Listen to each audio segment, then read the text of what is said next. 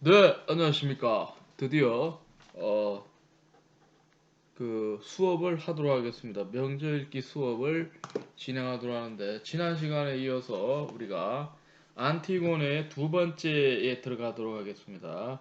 131페이지에 가게 되면 그 166캔까지 했거든요. 그래서 잠시 지난 시간에 한 것을 돌아보기 위해서 이 어떤 이야기가 됐느냐 이래 된 것인데, 안티고네는 기본적으로 오이디푸스의 왕에 이어지는 같은 얘기가 되는데, 시간상으로 그 다음에 무슨 일이 벌어지느냐.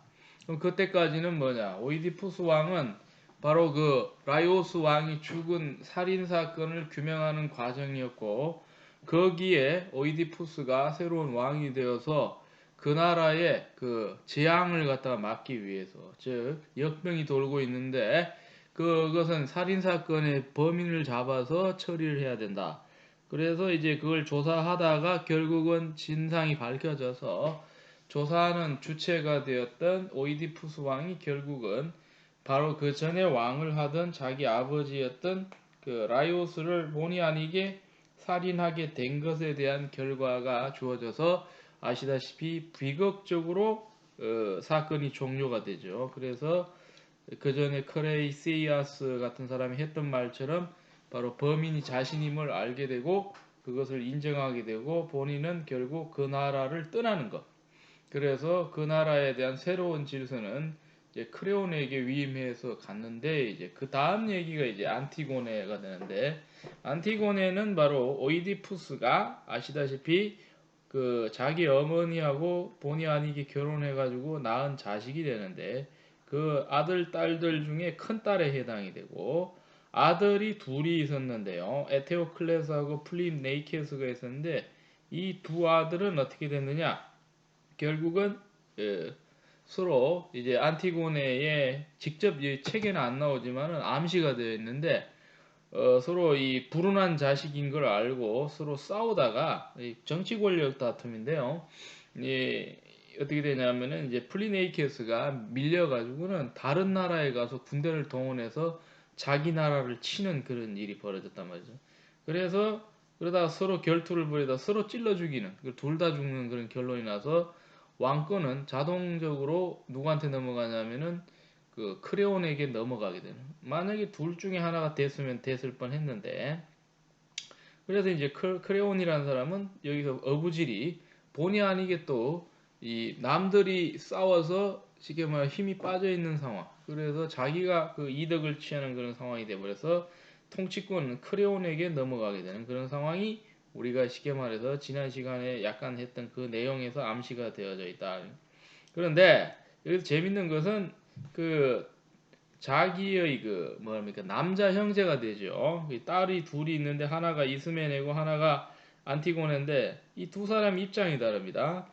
죽어버린 자기의 남자 형제가 되는 이 플리네이케스를 갖다가 장례를 치러줘야 된다고 하는 입장은 우리가 보는 안티고네의 이야기의 주인공인 안티고네의 입장이고, 그럴 필요가 없이 분란을 일으키지 말고 가만히 넘어가자라고 했던 얘기를 하는 사람은 동생인 이스메네의 입장입니다. 그래서 이스메네는 무사 안일주의고 안티고네는 정의를 부르짖는 사람이고, 그래서 이제 입장이 달라지는 게 지난 시간에 나오고요. 그러고 난 다음에 이제 그 크레온이 보는 입장은 뭐냐면, 자기 나라를 등지고 도망가서 다른 나라에서 군대를 끌고 와서 테베를 치려고 했던 이 플리네이케스를 갖다가 불순하고, 그러고 난 다음에 못마땅하게 여기는 것이 크레온이죠. 그 크레온은 에테오클레스는 쉽게 말해서 장례식을 치러줘야 되지만 플리네이케스는 그러면 안 된다. 내버려 둬라 말이죠. 지체가 뭐 썩든지 말든지. 그렇게 보는 게 이제 크레온의 입장이다 하는 거죠. 그래서 여기서 갈등이 지난 시간에 이미 노정이 되어 있는 것이, 앞으로 안티고네가 크레온이 지금 실권을 장악하고 있는데 거기에 맞서서 뭔가 대적을 할 것 같은 그런 느낌을 주죠. 왜냐하면 강제로라도 자기가 장례를 치러주다가 들키게 되면 국법에 따라 처리되면 이제 목숨이 왔다 갔다 하는 그런 상황이 될 수가 있는 그런 것 같아요. 그리고 지난 시간에 또 얘기 나온 것은, 그런데 이제 암시가 나오죠. 그 무덤을 지키던 사람 중에 이제 한 무덤 지키는 사람이 보고를 하러 왔는데 갑자기 뭐 시체가 없어져가지고 그 시체를 뭐 누가 어떻게 했는지 모르겠다. 이러니까 이제 크레온이 너 저기 어디 사주 받은 거 아니냐? 너 혹시 돈에 매수돼 갖고 눈 감아준 거 아니냐? 이렇게 해갖고 의심을 하는 그런 얘기까지 나온 것이 이제 지난 시간까지 얘기가. 오늘은 이제 크레온이 등장하면서 한마디 하는 대목에서 이제 다시 시작하는데 167행부터 해서 이제 안티고네가 과감하게 자기의 그 죽은 브라들, 그죠? 장례를 치러주려고 하는 게 계속 진행되고 있습니다. 그래서 오늘 시간 되는 데까지 그 내용을 읽어가면서 다루도록 하겠습니다. 그래서 그 내용을 이 정도로 이해를 하시고 한번 보도록 하겠습니다. 167행이 되는데요. 또 오이디푸스가 도시를 바로 세웠을 때도 그가 파멸하였을 때도 그리고 그분들의 자식들을 보좌할 때도 적절하고 현명하게 제자리를 지켰음을 알기 때문이요. 이제 저들이 서로를 죽이는 운명에 따라 한날의 혈육의 손에 이루어진 오염으로서 바로 오이디푸스가 낳은 아들 둘이가 서로 정치적인 다툼을 하다가 서로를 찔러 죽인 그 비극을 바로 혈육의 손에 의해 이루어진 오염이라고 얘기를 하는 것이죠. 그래서 여기 이제 그런 게 이제 너무나도 이제 보기 안 좋은 거잖아요. 그래서 여기서는 이제 오염이라는 말을 쓰죠. 오염됐다. 혈육의 손에 의해서 치고 또 맞아 파멸하였으므로, 그죠? 파멸하는 건 맞고요. 그래서 혈연상 죽은 이들과 가장 가까운 사람인, 그죠? 자기는 어떻게 돼요? 그 이오 카세테, 즉 어머니의 그 뭡니까? 친정의 동생이 되는 게 이제 크레온 아닙니까? 그죠? 그러니까 아주 가깝다고 봐야죠. 그러니까 외삼촌이 될 수도 있고 그렇기 때문에 외삼촌뻘인데 외삼촌이면 가까운 친척이니까 내가 모든 권력과 왕좌를 차지하고 있다고 이제 얘기를 하고 있죠. 그런데 한 인간의 전체 품성과 기백과 판단력은 알기 힘든 것이요 하면서 이제 얘기를 하는데, 여기 나와 있는 번역되어 있는 추상명사 이 세 가지 품성과 기백과 판단력에 대해서 번역을 하기가 어렵다는 것을 각주 19로 설명하고 있습니다. 이렇게 말하고 있죠. 구별이 쉽지 않은 이 세 개념은 각각 프시케라고 하는 거, 그러고 난 다음에 이게 품성이고요. 기백, 이건 포레네마라고 하는 거예요. 프로네마고요. 그러고 난 다음에 판단력을 그노메라고 봤습니다. 이것에서 각각 그리스어에서 번역해갖고 온 것이라는 거죠. 자, 권력을 잡으면 사람의 성격이 드러난다고 하는 격언은 아리스토텔레스의 니코마코스 윤리학에서도 나오는 내용이다. 권력을 잡으면 사람 성격이 나타나는 거 맞죠? 평상시에 굉장히 점잖은 사람도 권력을 장악하게 되면은 그 권력의 맛을 보면 우리가 흔히 말하는 맛을 안다 하거든요. 예전에 선전 중에 맛을 보면 맛을 안다 그런 말을 하는데 권력의 맛을 본 사람은 그 숨겨져 있던 잠재적인 욕망이 나타나 갖고 불필요하게 권력을 갖다가 남용을 하게 되는 그런 수가 있습니다. 그래서 이제 세 가지 품성과 기백과 판단력이라고 하는 말들이 나오고 있는데요. 이게 psyche라고 하는 게 이제 영어로 넘어가서 P가 영어에서는 PS가 아시다시피 여러분 묵음 처리가 되죠, 그죠? 그래갖고 P 발음이 안 나오고 막바로 S 발음부터 나서 이걸 갖다 psycho라고 얘기를 하죠, 그죠? 그래서 이게 정신을 얘기하는 거예요. psyche라고 하는 건 정신이다. psyche. 그래서 사이코라고 하는 이 개념이 전부 그리스에서 왔다는 걸 알면 여러분 깜짝 놀랄 거라는 거죠. 우리는 뭣도 모르고 그냥 중학교 때 막 그냥 이게 영어인 줄 알고 외우는데 원래는 어디서 나왔느냐? 사이코란 말 있죠, 그죠? 사이코 이 정신이거든요. 요즘 사이코패스 얘기 많은데 사이코라고 하는 말, 사이코가 정신을 얘기하고 있는. 여기서 나온 유명한 단어가 뭐냐면 이 사이코를 연구하는 학문 뭐라면 심리학이라고. psychology라고. psychology. 사이코하고 러지가 결합이 됐단 말이에요. 러지는 학문이고 그죠? 사이코에 관한 학문 이걸 뭐라 그래? 심리학이다 이런 얘기. 여러분 그 용어를 제대로 알아두면 아주 이해하기 쉽습니다.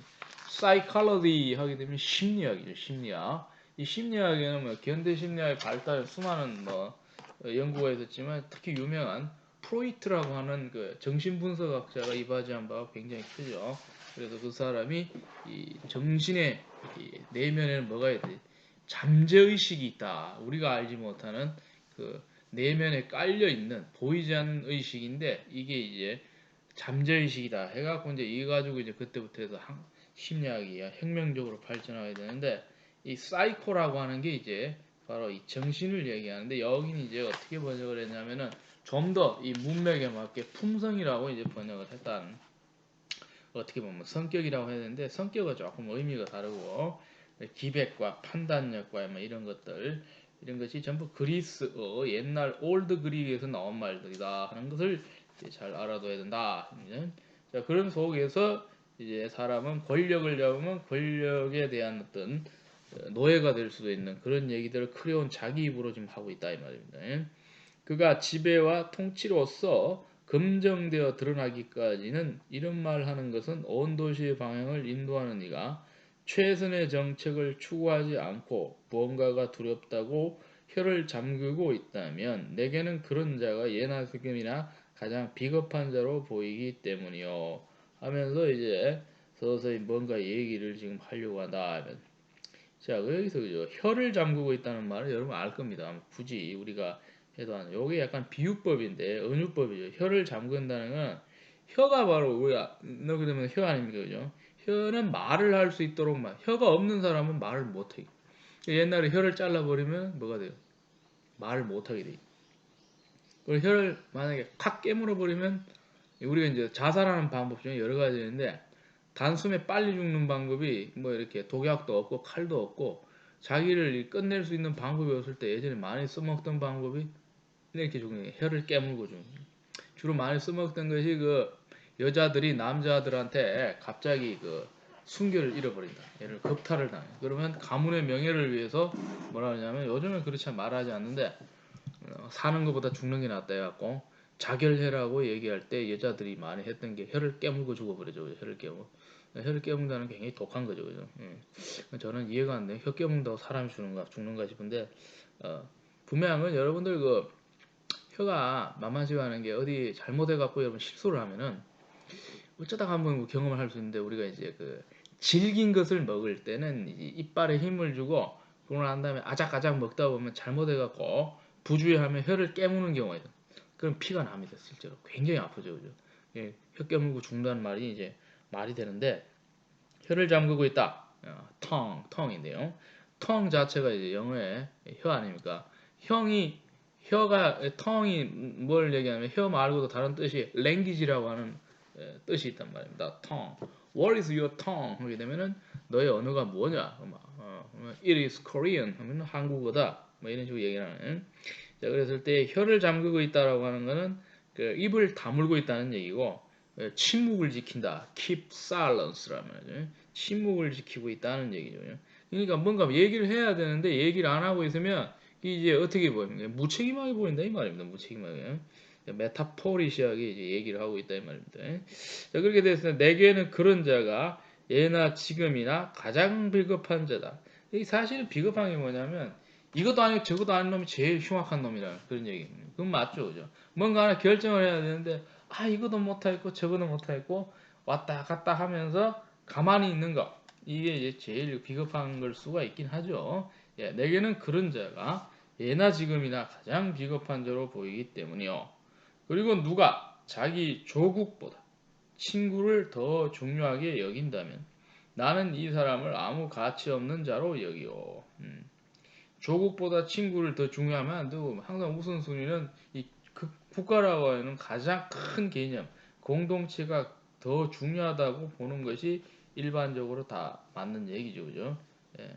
왜냐하면 나는 하고 난 다음에 여기 뭐가 들어갑니까? 이 대시가 들어가는데 언제나 만물을 살피시는 제우스께서 아시길 하면서 본인 마음이 이렇게 들어가 있는 거예요. 연극을 하게 되면은 이런 거는 처리가 안 되겠죠, 그죠? 그냥 막바로 이거 없이 그 다음 대사가 나올 텐데 요거는 이제 연극하기 전에 그 연극의 대본이 되는 희곡이기 때문에 요렇게 해서 전지적인 작가 시점이 드러날 수 있는 그런 방편이 그리기 때문에 가능하죠. 만약 이걸 갖다가 꼭 연극에서 보여주고 싶으면 이게 해설하는 사람이 한마디 해야 됩니다. 그죠? 해설하는 사람. 이것도 가능하죠. 그래서 드라마 같은 데도 해설이 있기도 하고 해설이 가장 필요한 때는 어디냐? 배경을 알지 못하는데 뭐라 스토리는 전개되는데 이걸 갖다 일일이 설명하고는 연기를 하기 힘든 경우가 보통 히스토리컬 드라마라 그래요. 이게 뭐냐면 사극 우리나라 옛날 사극 같은 거 하면은 해설이 없으면 되게 이해하기 힘듭니다. 그래서 처음에 해설부터 나와가지고 때는 뭐 무슨 왕조 몇 년 무슨 시대의 정치적인 사건으로서 뭐 하고 있을 때다 이렇게 한마디를 해야 다 이해가 된다 그런 얘기.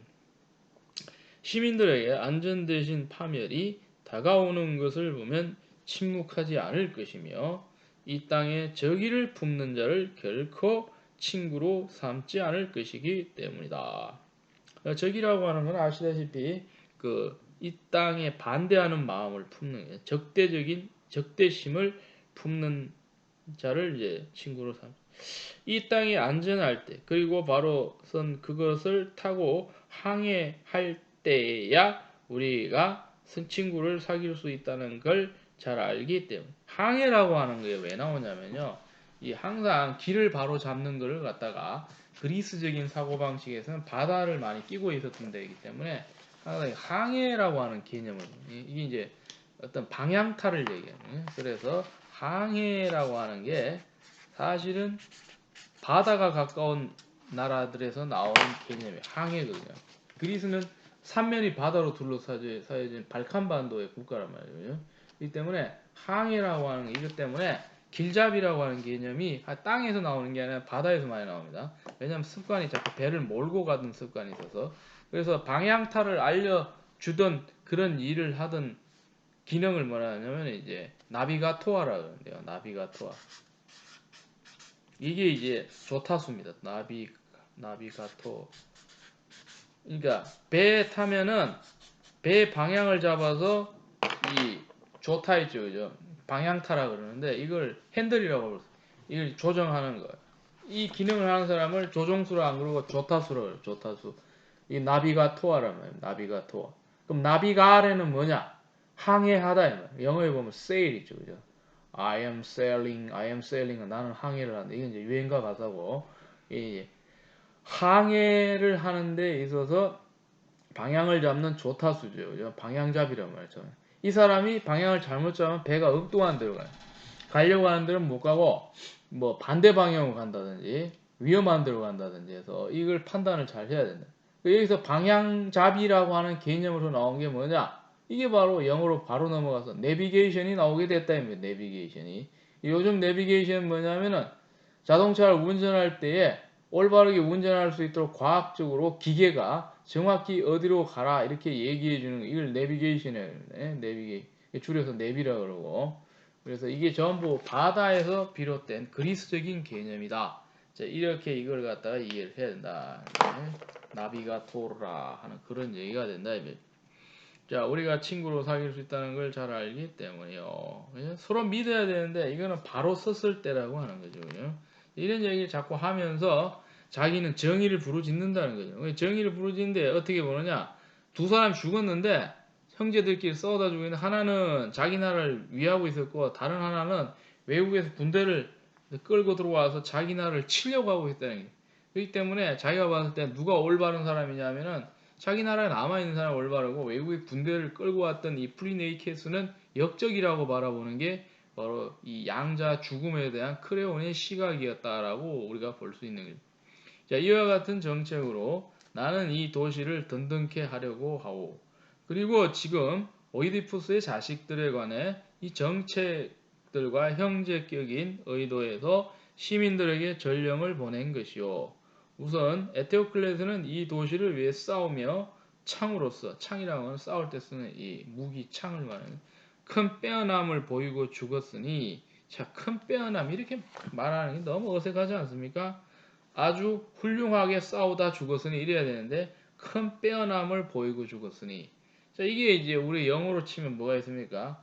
무엇을 보이고 죽었다, 뭘 가지고 죽었다 그러면은 전치사 더하기 명사 더하기 이 구문을 갖다가 한국말로 그대로 바꾼 거 아닙니까? 우리나라 이렇게 쓰지 않습니다. 우리나라는 뭐가 없고 전치사 개념이 없다면. 예. 그러니까 이제 서양 언어는 다 전치사가 있거든요. 그래서 좀 답답한데 큰 빼어나온 보이고 죽었으니 아주 훌륭하게 싸우다 죽었으니 이렇게 해야 되는데 너무 고지식한 번역이라는 생각이 드는데 어쨌든 그리스 원문을 이제 따라가다 보니 이런 일이 벌어졌는데요. 장례를 치러 묻고 고인을 위해 저성 신들께 바치는 모든 것을 시민들 가운데 신성하게 바칠 것이요. 이 사람은 아주 후히 장사 지내주자. 왜? 누구? 에테오클레스. 그런데 또 한 명은 외부에서 군대를 끌고 들어와서 나라를 갖다 덩진 놈인데 플리네이켓은 아니다 이 말입니다. 하지만 이 사람과 한 핀줄인 자 플리네이켓스 말이요 하고 난 다음에 도망자였다가 들이닥쳐 도망가서 외국에서 군대를 끌고 와서 이 말이죠. 조국 땅과 가문의 신들을 완전히 태워 없애려 했고 또 가족의 피를 마시고자 했으며 또 다른 이들은 노예 삼아 끌고 가려 했으니 이 자에 대해서는 어느 누구도 장례로서 예를 갖추지도 애곡하지도 못하도록 이 도시에 선포하였소. 요 한 문장을 얘기하기 위해서 크레온이 앞부터 나오는 이 수많은 말들에서 자꾸 운을 떼는 게 뭐 품성과 기백과 판단력이 어떻다는 것, 뭐 조국보다 친구를 더 중요하게 여기고 뭐 이런 얘기들 다 하는 얘기가 뭐냐면 이 두 사람의 경우를 자기가 판단하는 이유를 설명하기 위해서 그렇게 돼요. 에테오클레스는 나라를 위한 사람이고 플리네이케스는 같은 형제지만 나라를 위한 게 아니라 거꾸로 나라를 갖다가 반역하다가 죽은 애니까 한 놈은 후하게 장사시키고 다른 애는 그게 아니다. 이 얘기를 하려고 이렇게 뜸을 길게 들이면서 설명을 하고 있다. 자, 도망자였다가 조국을 들이닥친 얘기를 좀 해보도록 하겠습니다. 여러분 다 아는 사람들 많은데 로마사에도 이게 있는데요. 제가 정확히 이름은 기억이 안 나는데 로마의 앞선 시대, 그러니까 상식적으로 좀 알아두시기 바랍니다. 기원전 700 BC 753년에서 509년까지인가요? 여기에 로마는 앞선 이 시대는 유일하게 왕정이 있었어요. 이게 로만 모나르키라 그러는데요. 그러고 난 다음에 공화정으로 넘어가서 왕이 없는데 200년 넘는 동안에 로마가 왕정으로 7명의 왕이 있던 시 7차례에 걸쳐서 왕이 있어요. 이게 이제 로만 모나르키, 로만 킹덤이 있던 때가 있습니다. 아주 옛날입니다. 아주 옛날에 BC 753에서 509년에 있는데 이때 몇 번에 걸쳐서 외국에 쫓겨나서 군대를 이끌고 자꾸 들어왔던 그런 사례들이 있습니다. 이 궁금한 사람은 그런 게 관련되어 있는 책들이 많이 나와 있는데 서점에 가면 막바로 구할 수도 있고요. 로마사에 관련된 걸 보게 되면 이런 얘기가 있어요. 그래서 외국에 불만을 품고 가서 자기 나라로 쳐들어와서 자기 나라를 함락시키려고 했는데 어떻게 막느냐면은 자기 부인, 자기 어머니가 성 밖에 나가서 제발 물러가라고 눈물로 호소해서 돌아간 그런 경우까지 있습니다. 그래서 로마사에는 어떻게 기록되어 있냐면 그 사람을 나쁜 놈으로 이렇게 딱 묘사하고 있죠. 그런 식으로 이제 불만을 품고 조국의 등을 돌린 사람, 심지어는 조국을 갖다가 치려고 쳐들어온 사람들이 적지 않게 많이 있다라고 우리가 얘기를 할 수가 있는 겁니다. 자, 이런 것들도 우리가 좀 참고로 해갖고 이해를 해봐야 된다. 자, 그러고 난 다음에 조국에 이제 등을 돌렸는데 좀 억울하게 돌린 사람이 좀 있는데 요게 이제 우리나라 얘기하고 이성계하고 스토리가 비슷한데 이 고게 누구냐 이제 얘기를 하면은 여러분 유명한 카이사르라고 하는 세계사에서도 이름을 올릴 때 반드시 들어가는 아주 위대하거나 유명한 시오노 나나미가 이 사람한테 완전히 뿅 갔다는 거죠. 일본의 유명한 역사 소설가 우리나라에도 많이 책이 번역이 되는데 카이사르라고 하는 사람이 그런 케이스인데요. 이거는 어떤 케이스냐면요. 아주 희한한 일이 벌어졌는데 기원전 그때가 49년입니다. 기원전 49년이면은 우리나라는 고구려에 고주몽이 태어났는지 안 태어났는지 정확히 모르겠어요. 대충 그때쯤 삼국시대가 아직 열리기 전. 그런데 이때에 카이사르가 어떤 일을 벌이고 있었냐면은 뜻을 같이 하는 두 사람의 동맹하고 동맹을 맺은 게 유명한 삼두정치를 하고 있어요. 트리움비레이트라고 해서 삼두정치를 하고 있어요. 이건 이제 로마사를 하게 되면 알게 되는데 상식적으로 좀 알아두세요. 트리움비레이트라고 해요. 트리움비레이트라 해서 이거 갖다 삼두정치를 해요. 삼두정치. 세 사람의 힘 있는 사람이 나눠서 큰 나라를 다스리는 것. 자기들끼리 나눠 먹는 그런 트리움비레이트로 해서 삼두정치를 하고 있었는데 그 폼페이우스가 있고요. 이건 좀 상식적으로 알아야 되네. 폼페이우스, 크라수스가 있고, 그리고 카이사르가 있고, 요 3인방이 바로 삼두입니다. 삼두. 그래서 이 사람들이 BC 60년에 협상을 벌여가지고 우리끼리 대로마 제국을 나눠 먹자, 3분할하자 이렇게 되네. 그래서 폼페이우스하고 그 크라수스하고 카이사르가 합의를 보고 어떻게 됐냐면은 동쪽은 폼페이우스, 서쪽은 카이사르, 나머지 약간 남은 거 이거는 크라수스 이렇게 합의를 봤단 말이에요. 그러고는 카이사르는 주로 오늘날 프랑스 땅이라고 하는, 그 당시는 뭐라고 불렸냐면 이제 갈리아라고 불려요. 갈리아. 갈리아의 총독으로 가 있었습니다. 그러니까 새롭게 들어온 영토를 다스리는 사람, 가버너라고 할 수 있는데요. 그 당시엔 갈리아라 그러는데요. 거기에 이제 파견 나가서 그 정복이 완료되고 이제 질서를 갖다 잡아야 되니까 로마식으로 체제를 정비하고 있었단 말입니다. 그리고 당연히 사람들 말 잘 듣게 해서 로마에다 공물을 갖다 바치도록 세금도 걷어야 되고 그런 일을 막 하고 있었는데, 세월이 지나가지고 이제 세 사람들의 동맹이 원래도 그게 일시적인 동맹이 서로 뭐 제대로 믿고 의지했던 그런 관계 아닙니다. 절대로 그런 게 아니고 자기들끼리 전쟁을 좀 피하기 위해서 일시적으로, 그래서 작전상 그렇게 동맹이 있었기 때문에 얼마든지 뭐 합니다. 브레이크업을 합니다. 그러니까 깨질 수 있는 여지가 있단 말이에요. 깨질 수 있는. 그래갖고는 이제 사람들도 그걸 모르지는 않죠. 그래서 이게 과연 얼마나 오래 갈까 했는데 이제 세월이 흐르니까 그 서로 이제 반신반의하는 속에서 폼페이우스가 과감하게 발을 빼는데요.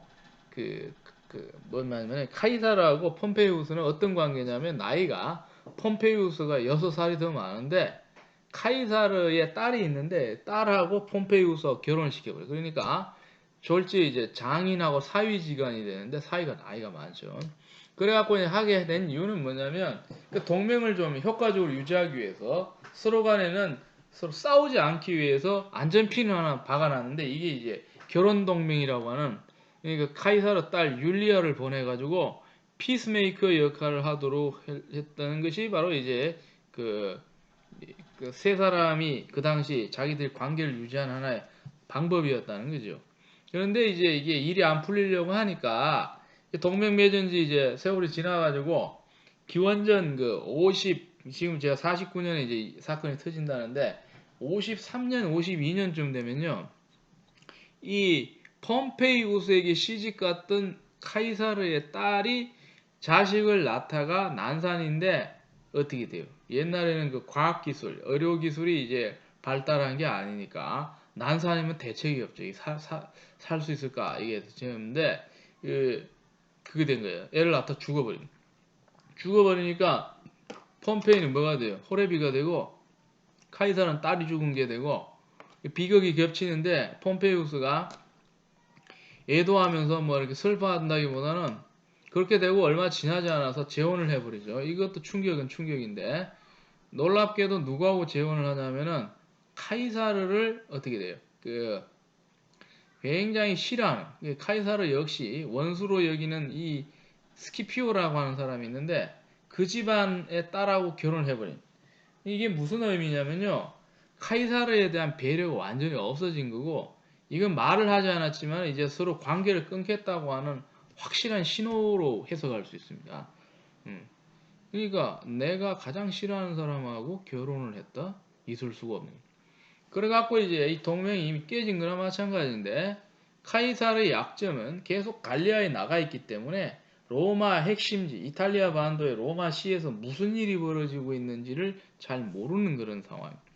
그래갖고 불리한 상황 속에서 고전을 하는데 결국은 폼페이우스를 지지하는 사람이 훨씬 많았죠. 원로원에서는 그 당시 정치인들 가운데는 폼페이우스가 대세라고 여기고 카이사르보다는 폼페이를 따른다 해서 카이사르를 갖다가 정치적으로 궁지에 몰아놓는 그런 법안을 통과시킨.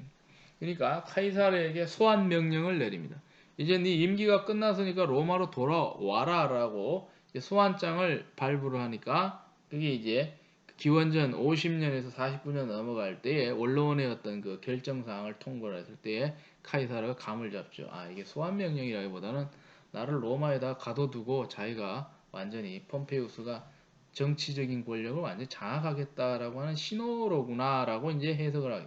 그래서 이제 고민을 하게 되는데, 역사적 고민을 하게 되는데, 그게 바로 유명한 루비콘을 건너는 거죠. 그때 남긴 유명한 말이 주사위는 던져졌다, 이렇게 얘기해요. 자, 나는 결심했어, 이런 말이죠. 그죠? 자, 어떻게 해야 되느냐? 자, 로마의 법대로 그냥 불려가면 99%는 그대로 잡혀 들어가는데, 내가 로마로 갈 거냐? 아니면은 안 가고 있으면 결국 폼페이우스가 나하고 싸우자는 신호인데, 그러면 과감하게 내 모든 병력을 동원해서 폼페이를 칠 거냐? 고민하다가 그 갈리아, 프랑스 땅에서 고민하다 결정을 내리는데, 나는 결심했어라고 얘기해요. 그래서 뭐 유명한 말을 남기죠. 그죠? 주사위는 던져졌다. 즉 나는 결심했다. 예? 그럼 어떻게 해? 군대를 이끌고 로마로 쳐들어가요. 그래갖고 된 게 뭐냐면은 군대를 이끌고 로마로 쳐들어가는 그것이다. 그래서 이걸 갖다가 자기 나라의 본의 아니게 자기가 살기 위해서 쳐들어간 케이스가 된다. 이것이 바로 루비콘강을 건너는 거예요.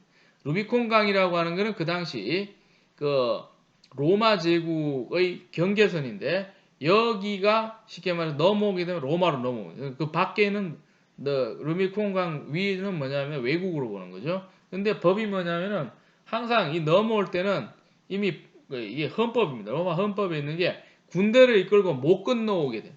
군대를 이끌고 건너오면 그거는 반역으로 간주하기 때문에 참 넘어가기 힘든 거죠. 그래서 카이사르가 까짓것 반역을 일으키더라도 내가 살아야 되겠다는 거죠. 내가. 그래갖고 그걸 갖다가 루비콘 강을 건너가는. 그러니까 루비콘을 건넌다는 게 이제 그 이후로 우리 문학적 용어에서는 결단을 내리는 걸 얘기합니다. 그러니까 이거 아니냐 저거냐에 대한 중대한 결정을 내릴 때 쓰던 말이 루비콘을 건넌다. 주사위는 던져졌다.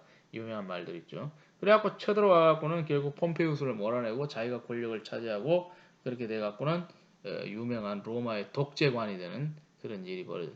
이 사람 아들이 유명한 아우구스투스 아닙니까? 옥타비아누스.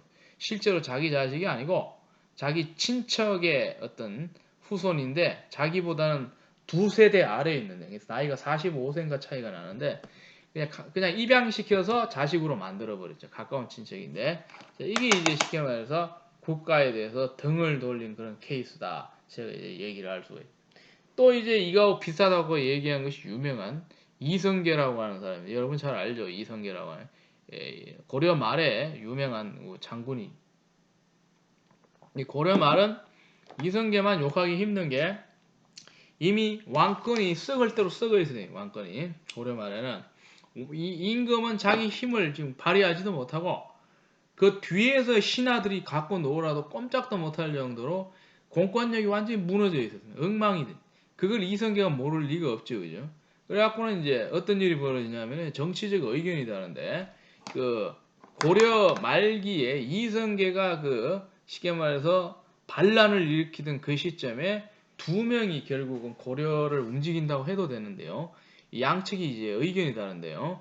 가장 힘이 센 사람은 왕이 가장 믿고 의지하는, 즉 왕의 그 뭐라고 해야 됩니까? 장인어른이죠. 그죠? 왕의 장인어른인데, 이 사람이 최영 장군입니다. 최영 장군이 있고, 그러고 난 다음에 이제 새로운 사고방식을 가지면서 정치적 의견을 달리하는 게, 오랫동안 고려로 쳐들어오는 수많은 왜족을 물리쳤던 명장 이성계죠. 그죠? 이 이성계하고 최영희가 이제 의견이 달라가지고 서로 어떻게 되면 의견 대립을 하는데, 이 최영이 어디에 이제 뿅이 가냐면은 중국 본토에서 그 당시에 무슨 나라냐면은 그때가 이제 명나라가 이제 막 들어서고 있던 그때거든요. 명나라가 들어선 지 얼마. 그래갖고 중국은 본토 문제에 굉장히 심각한 그런 바쁜 일이 있어요. 그래갖고는 그 중국 본토에서 살 때 외곽지인, 우리로 치면 지금 만주 땅이죠. 그죠? 만주 땅. 그 만주 땅이니까 그 고구려 옛날 영토지만 뭐 남한, 북한, 한반도 안에 들어오는 게 아니고 이제 압록강 넘어가야 되니까 그쪽에 요동이라고 하는 땅이 있습니다. 요동이 지금 원래는 우리나라 땅이라고 이제 주장하는 게 그 고려 사람들의 사고방식이었는데, 이걸 차지할 수 있는 절호의 기회. 왜냐하면 우리가 군대가 지금 많기 때문에 끌고 가면은 중국이 지금 정신이 없기 때문에 거기에 대응하기에는 시간이 너무 많이 걸릴 것이다. 그러니까 이때 우리 힘이 좋을 때 가갖고 한 쳐버려가지고 뺏어버려야 된다. 라고 주장하는 게 이제 누구 주장이냐면 최영의 주장입니다. 근데 그거를 갖다가 바라봤을 때 시각이 이성계가 다른 게 그거는 지금은 점령한다 하더라도 이 이성계도 일리가 있는 게 나중에 명나라가 이제 정신을 수습해서 여유가 생기게 되면 병력을 동원하면 어마어마하게 끌고 들어와 갖고 치게 되면은 아예 그냥 그 고려 전체를 갖다 다 점령해버리고 정복하면은 그 죄를 묻게 되면 우리가 어떻게 대책을 하려고 지금 우리가 눈앞에 이익만 바라보고 있냐 해갖고 그거 아니다라고 그랬거든요. 그래서 처음에는 이제 최영이 이성계를 설득하려고 많이 해보는데 이성계가 이건 아닌 것 같다. 왜? 불안해서 못 쳐들어가겠다라고 얘기를 해요. 근데 최영이 어떻게 쉬었는지 이걸 갖다 어떻게든지 간에 쳐들어가서 하라고 해서 왕한테 꼬드기 있는 거죠. 그죠? 이게 왕이 어떻게 돼? 이게 왕은 판단력이 별로 없으니까 원로 대신이 하라 그러면 그런 줄 알고 그냥 이 도장을 팍 찍어 줘버리죠. 그죠? 제갈 내버리니까 어명이요 하니까 안 갈 수가 없잖아요. 그죠? 어명이요. 어명이니까 가니까 갔단 말입니다. 가긴 싫어도 안 가면은 임금의 명령을 어떻게 명령 그에 가면 그래서 그 당시로는 상상을 초월하는 어마어마한 대군을 이끌었어요. 기억이 잘 안 나는데 우리나라에서 동원할 수 있는 고려 말에 동원할 수 있는 많은 병력을 이끌고 이제 어디로 가냐면은 출발을 해요. 수도에서부터 수도가 그때 이제 어디입니까? 개경이죠, 그죠? 오늘 치면 개성. 서울에서 차 타고 가면 1시간도 안 갑니다만은 위로 이제 오늘 땅은 북한 땅이 돼버렸는데 거기서 이제 군대를 이끌고 쭉 가가지고 이제 어디까지 가냐면 이제 국경선, 압록강, 위화도까지 갑니다. 위화도 조그만 섬인데 그죠? 그 건너가면은 바로 이제 뭐가 돼요? 지금 중국 땅이 되면 만주가 나오고 거기서 왼쪽으로 꺾어서 좀 가다 보면 요동이 나오죠. 거기 쳐들어가고 점령하고 돌아오는 것이 자기가 해야 될 일이지. 그래갖고 양쪽에 이제 양쪽이 아니고 이제 그 당시에 이제 정벌군에서 이제 총사령관은 이성계고 또 한 몫을 한 사람이 조민수 장군, 두 사람이 이 이원 체제로 해가지고는 위화도를 건너가야 되고 그런다 요동 정벌을 가야 되는데 어디서 멈춰버리냐면 그때가 제가 알기로는 그 장마철하고 연결이 돼 있어요. 그래서 이성계가 이제 시기를 늦춰달라고 했던 이유도 있는 게 그 타이밍에 가게 되면은 이 군사들이 전쟁하기 너무 힘드니까 좀 늦춰달라 했는데 최영하고 이제 왕이 그냥 나가라 그래서 나갔단 말이에요. 그래갖고 쭉 가는데 아니나 다를까 그 위화도에 도착해 보니까 비는 억수같이 내리고 뭐가 되는 게 없단 말이에요. 이 위화도에 가서도 회의하는 장면이 나오죠, 그죠? 1990년대 중반에 우리나라 그 사극 역사상 최고의 드라마라고 하는 용의 눈물 이 첫 장면이 바로 그겁니다. 그거는 여러분 유튜브에 보면 공짜로 볼 수 있습니다. 지금 막 돌아다니고 있는데 정말 잘 만들었습니다. 그게. 근데 그거 보면은 거기서도 가야 되냐 말아야 되냐 가지고 엄청나게 하는데 대부분은 안 갈라 그러죠. 왜냐하면은 비가 오지요. 그러나 요동정벌 한다 해도 후한도 두렵고 우리가 뭐하러 쓸데없는 희생을 하느냐 말이죠. 그러니까 돌아가는 게 힘든 게 뭐냐면 반역이거든요. 돌아가는 게 어떻게 심심해서 그냥 돌아가서 아유 뭐 안 가겠는데요 하게 되면 있을 수가 없는 거거든요. 그러니까 이제 돌아가게 되는 건 카이사라고 같은 경우인데 조국의 등을 칠 것이냐를 가지고서 심각한 고민을 하고 있습니다. 그때 얘기들 나오는 거 들어보면 좀 일리가 있는 게 비가 하도 오니까 활을 쏴도 활이 나가지도 않고 말이 뭐 먹을 그 식량도 거들나고 그러고 난 다음에 질퍽질퍽 하니까 이 진도가 안 나가는 거죠. 그죠? 그래갖고 이거는 도저히 아니다 해갖고는 이제 고민을 해갖고 그럼 어떡하지 하다가 그 이제 위화도 회군을 반대하는 사람들 다 없애버리고 그 사람들 찬성하는 사람들 끌고 다시 돌아가는 이야기.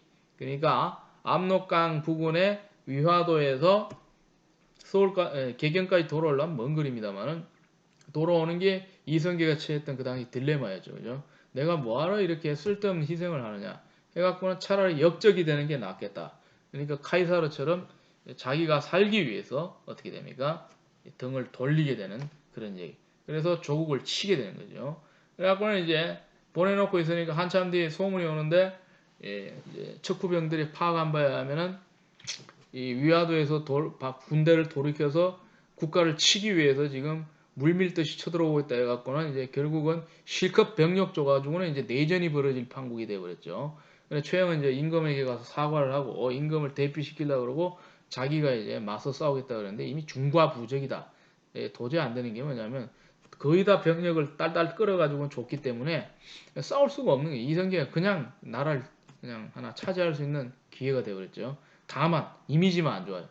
왜? 국가 반역을 일으켜서 세웠기 때문에 이게 백성들이 어떻게 볼까 이게 두려운 그런 것이 바로 그 이성계의 얘기하고 카이사르가 중첩되는 그런 대목이 있다 이렇게 얘기할 수 있습니다. 그래서 도망자였다가 들이닥쳐 조국 땅과 가문의 신들을 완전히 태워 없애렸고 했던 것이 이런 우리가 생각해 볼 수 있는 역사였던 사례들이 있다는 거죠.